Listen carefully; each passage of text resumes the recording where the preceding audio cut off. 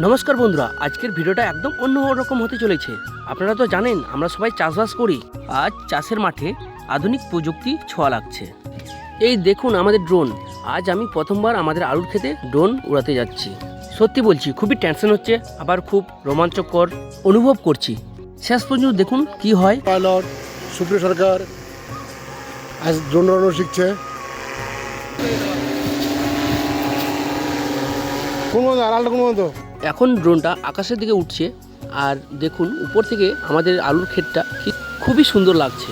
আগে হাতে করে স্প্রে করার জন্য ঘন্টার পর ঘন্টা সময় লাগতো, এখন ড্রোন দিয়ে কয়েক মিনিটে পুরো জমি কভার হয়ে যাচ্ছে।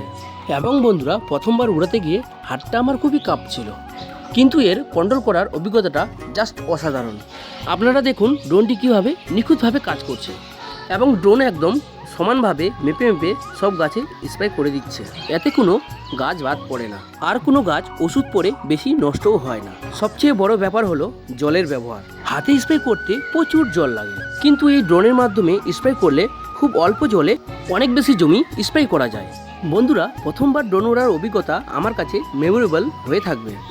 ভিডিওটা আপনাদের কেমন লাগলো অবশ্যই কমেন্ট করে জানাবেন।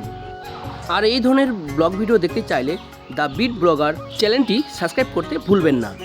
দেখা হচ্ছে পরবর্তী ভিডিওতে। ধন্যবাদ, ভালো থাকবেন, সুস্থ থাকবেন।